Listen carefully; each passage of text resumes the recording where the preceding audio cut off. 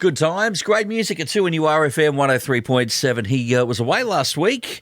We caught him on the phone, though. He doesn't escape us. He's here today, their exercise physiologist, Mark Goswell. And g'day, mate. No excuses is your mantra, your motto.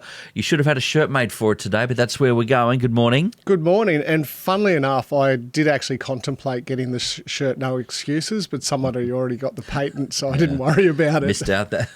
How about no more excuses? Oh, we could look at that too. Yeah, that'd be good. You have the word no excuse, you can have the more on the top, with the little arrows. All right, shoehorning it in. You and I need to go into business. Yeah, copyright Mark and Mark 2023. I like it.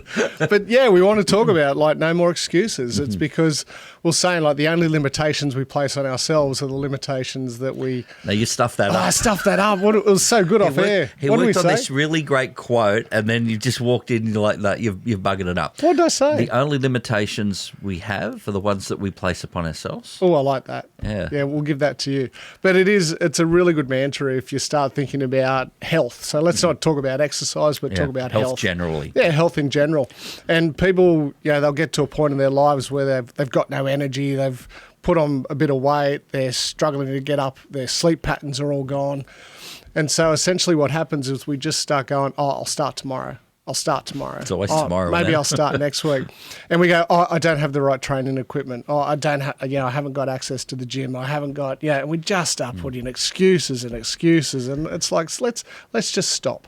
I remember Arnie actually did a good video on this a few years ago now, and he was railing off the excuses people have. And it's like, what, you don't have, I won't do the voice, but what, you don't have your headphones to go to the gym? That's not an excuse. Yeah, but it is. Yeah. People will use that. Yeah. It's like, my training equipment's it's in the wash, or my AirPods aren't charged, so I can't possibly train. Exactly. It's like, so we need to get out of this mindset of you need the perfect outfit or the perfect gym or the perfect trainer or the perfect, little changes done consistently will elicit change.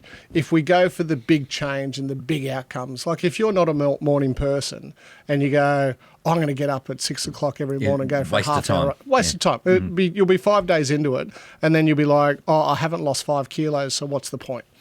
Like we've got to make little changes all the time, and eventually we start to change our behaviours and start to change our patternings and then start to actually focus on health. Well, we'll circle back in a minute to the time it takes for something, but generally, we were saying before, there are two main reasons that people want to make that change. One is for health, which, as you say, is a good reason. Yep. And the other are sort of vanity reasons. I want to look better in this pair of jeans. I want to look fabulous in front of the mirror. You reckon that is a 100% recipe for failure if that's your main goal? Why? Yeah, if your main goal is I want to look pretty and I want to lose weight, we're not built that way. Because we live in a society where it's instantaneous success. Now, if you've got 15, 20 kilos to lose, you're literally looking at 12 months of hard work, of ebbs and flows, of ups and downs.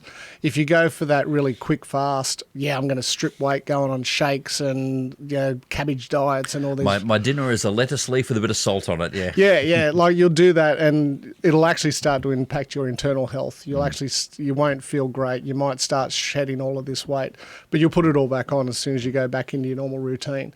So, the key to it is that if you're looking at doing something for vanity's sake, it's a recipe for disaster. It's what the fitness industry and the health industry keep pushing and prodding and throwing in your face because it's this unattainable goal. But if that's what your goal is, just don't even waste your time. So then you need to look, okay, well, the other main cohort is for health reasons. And then when you strip that back, you can look at, okay, well, to get your health from A to wherever you need it to be, it takes X amount of time for this to happen, for that to happen. You've got that 3-month window, which this is going to hurt hearing this one, but go for it. For the first 3 months of any change, any big fitness regime, what is that? That's results time, Mark, yeah? No, not results time. The first 3 months is about behavioural change.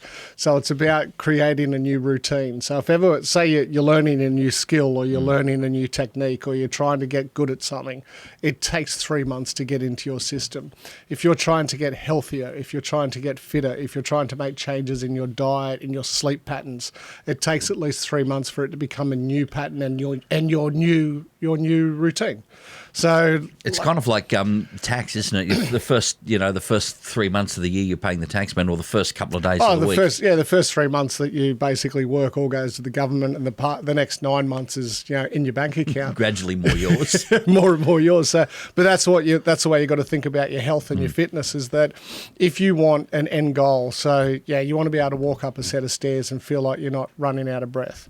You want to be able to play with the grandkids. You want to be able to engage in some type of physical activity. You want to go skiing in Japan in January next year. So that's a very specific goal, I might add. Well, because that's what I want to do. So that's what came to mind. Yeah, you've got to go, okay, well, what are the attributes I need to achieve to get to this point? And look, a good exercise physiologist would literally be able to go, okay, this is your goal. This is your time frame. Like, you will need to spend X amount of time doing X amount of activity to achieve this. And they should be able to be pretty specific about what sort of time frame it would take you to achieve that goal, because you've got to know what's ahead of you.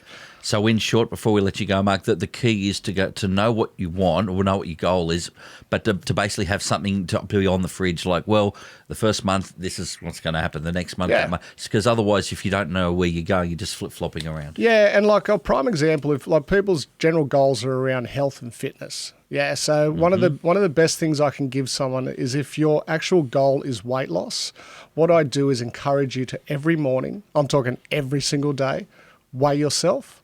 And if you want to challenge me on how much your weight fluctuates, if you're at home on a Sunday in the jammies, literally weigh yourself every 2 hours. You'll be gobsmacked at how much your weight fluctuates in a day. So are we talking big fluctuation, or just like a 50 grams? Look, say someone weighs 100 kilos. Oh, okay. Yeah, like just say if someone's 100 kilos, they've got 15, 20 kilos to lose. Okay. Their weight could fluctuate anywhere between 2 to 3 kilos a day. Wow, that's... In a day. That's either amazing or just depressing or just weird. Well, it's amazing, because if your focus is weight loss and you're jumping on the scales once a week, you may, and say you've got significant weight loss. You might get it at a really good or bad point. That's right. So you can literally fluctuate, say 100 kilos, 20 kilos lose, 2 to 3 kilos a day, because it depends on humidity, fluid retention, food, how last time you went to the bathroom. Yeah. Humidity, great. Even the weather has a part to play. 100%. So if you literally challenge me on it, and then send an email and go, geez, you were right, because I love being right. Who don't? Yeah. Yeah, and your weight will literally fluctuate up to 3 kilos a day. Right. So on a day where your activity is pretty much static, like you said, a lazy day, as an example. Yeah. But up to if 3 kilos. If you're home all day, weigh yourself every 2 hours in the same sort of clothes, like dress yourself in the morning. Got to be everything. Everything being consistent, up to 2 to 3 kilos a day. Even the weather has something to do with it. I'm not sure. So that's what I'm saying. Vanity is a pointless goal for training. Well, we've learned a lot today, Mark. As always. A pleasure. Thanks for your time, mate. We'll let you go out, and we'll get those scales on the down end or the good end of the, you know what I mean. I know what you mean. All right, there is our exercise physiologist, Mark Goswell. No excuses, or no more excuses. No more excuses. Exactly. No more excuses. If you have a topic you'd love him to cover, you can send him an email now. We'll have a look at it over the next few weeks for you. That address is askmark@2nurfm.com.